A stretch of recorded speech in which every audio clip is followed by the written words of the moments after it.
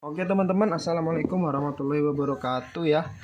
Ini kita baru saja kedatangan multimeter analog baru ya teman-teman. Kita coba bakal review ya, merek Ezren YX360TR, multitester, fuse dan diode protection. Kita buka ya teman-teman. Oke, kita dapat probe ya, multimeter analognya dan juga buku panduannya. Nggak ada lagi ya, kosong. Ini untuk harganya kisaran 50 sampai 70.000 kalau nggak salah. Antara kayaknya nggak sampai 70.000 teman-teman. Ya, merek Ezren nih. Ini kayaknya belum ada baterainya ya. Jadi baterainya dijual nggak dikasih. Kita carikan baterainya dulu teman-teman. Baterai. Kalau aneh cari gunting dulu, nggak ada gunting ya guys ya. Oh, ini ada gunting. Kita buat potong baterai ya teman-teman. Oke, kita buka dulu ya.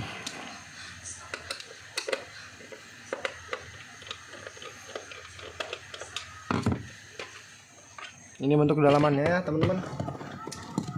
Multimeter analog merek Ezren.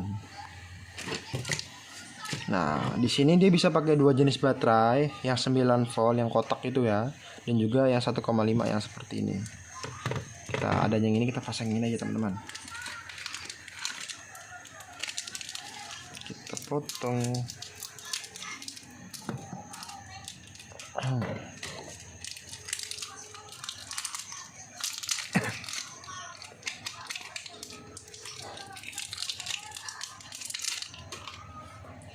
Kita langsung masukkan ya, min baterai ini plus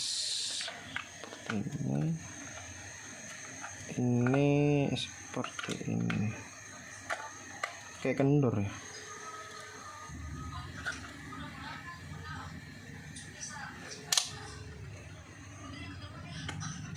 Kayak kendor ya teman-teman.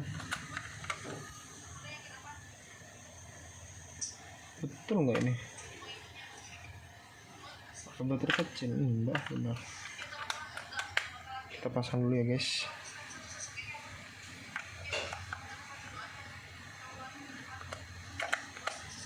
Kayak nggak kuat gitu ya baterainya ya, kayak kendor gitu ya.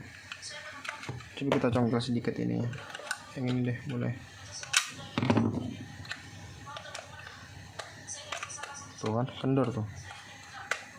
Ini kenapa nih? Salah ini harusnya pemasangannya. Tuh harusnya kayak gini teman-teman. Ini nggak apa-apa lah, nanti kita akali buat kita ganjel aja.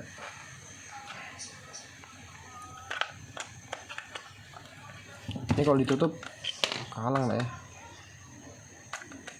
Kalau nggak diganjel nggak bisa ini.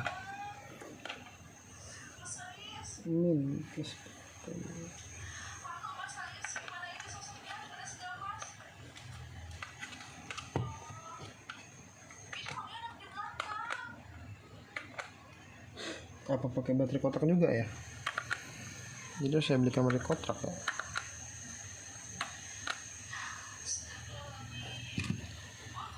Kita putar. Aduh, copot baterainya ya. Copot ya, saya jeda sebentar teman-teman ya, saya pasang baterainya dulu. Oke teman-teman, sudah kita pasang, ternyata harus sambil ditutup ya. Nah, ini untuk bentukannya teman-teman. Nah, ini untuk lampu merahnya kayaknya memerlukan baterai yang kotak tadi ya, itu harus dipakai juga teman-teman. Kalau enggak bisa dipakai untuk indikasi ininya. Untuk 10K-nya belum mau, kayaknya perlu pakai baterai yang kotak itu ya teman-teman.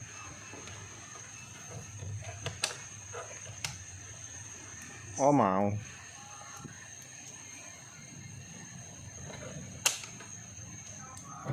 Kita coba cek tegangan DC-nya teman-teman menggunakan adaptor ya, adaptor 19 volt. Nah, ini kalau untuk teman-teman ya, biasa ada keunggulan dari multimeter analog dan juga digital ya. Ini untuk 19 volt berarti kita arahkan ke 50 ya. Ini untuk teman-teman pemula ya teman-teman.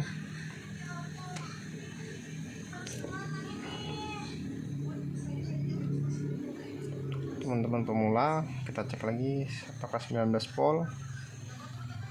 Ya betul ya, 19 volt. Nah ya, ini udah berfungsi. Coba kita cek untuk tegangan AC 200 ke 250. Oke, itu ke 201. Oke, benar. Nah teman-teman, perbedaan dari multimeter digital ya, multimeter digital ini ataupun multimeter digital ini ya, ini ataupun tang ampere ya, itu beda dengan multimeter analog teman-teman. Kenapa? Kalau analog ya, kalau seandainya untuk pengecekan arus AC atau arus listrik itu kita harus melihat ini yang tulisan AC ini ya. Kita coba bisa fokuskan nggak ya, ini HP saya ini agak-agak juga ini. Nah, kalau pakai cahaya fokusnya ya sedikit bagus lah. Nah untuk pengecekan arus listrik kita harus melihat yang tulisan AC teman-teman, yang di sini di bawah ya. Kalau kita putar lagi ke pengecekan resistansi, itu yang kita lihat yang atas nih, udah ada lambangnya ya, OHM yang atas. Kalau kita lihat ini untuk kemahnya ini, kita lihat yang bawah, paling bawah LV. Untuk pengecekan arus DC ini yang bawah, yang kedua DC ya. Jadi kita harus tahu dulu teman-teman ya. Dulu saya juga pas baru-barunya belajar elektronika ini, saya nggak ngerti ini apa sih maksudnya, jarum-jarumnya ini apa sih, kenapa nggak jadi satu jarum gitu aja, satu garis-garis gitu aja, kenapa harus ada 1, 2, 3, 4, 5 bahkan sampai ada yang 6, kenapa harus kayak gitu.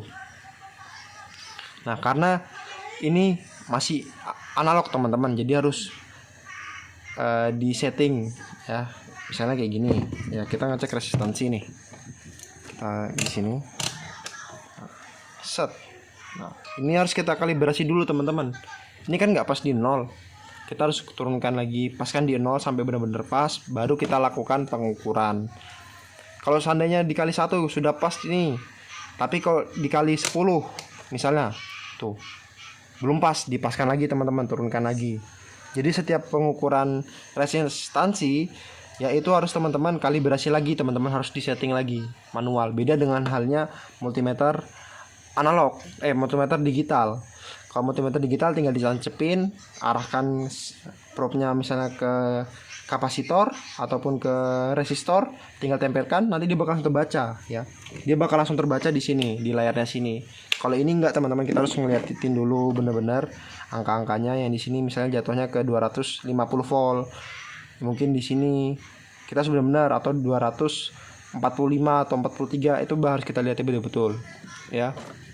Untuk pengecekan resistansi, untuk ini mungkin tidak bisa mengecek mikronya teman-teman, atau tidak bisa mengecek dari bodinya ini ya. Bodi kan ada tertera misalnya 100 mikro. Ini tidak bisa mengecek 100 mikro itu teman-teman. Dia cuma cukup ditempelkan, lalu dia bakal turun lagi kalau seandainya kapasitor itu baik. Ini kan dikali 1, paskan dulu di 0 ya. Ini rusak nih ya, kita langsung tes, sentuhkan kakinya.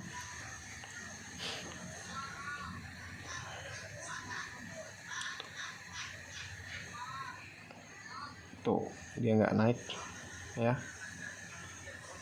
tes lagi tuh ya. Itu kayak gitu teman-teman kalau seandainya multimeter analog. Tuh. Ini dia naik baru kembali turun, itu bagus karena baru. Beda halnya dengan yang rusak ini teman-teman, naik jauh, turunnya nggak kembali ke 0 tuh, masih stuck sedikit, baru kita lepas baru dia turun. Nah itu perbedaan multimeter analog dan juga digital, jadi ada plus minusnya ya. Ini termasuk multimeter analog kedua saya ya, yang satunya rusak ya. Ya buat belajar teman-teman, untuk pemula juga boleh. Harganya cukup terjangkau juga ya, kisaran 50-70 ribu kalau nggak salah itu. Beda dengan multimeter yang digital. Saya multimeter digital tuh sudah habis berapa ya, habis 5 multimeter.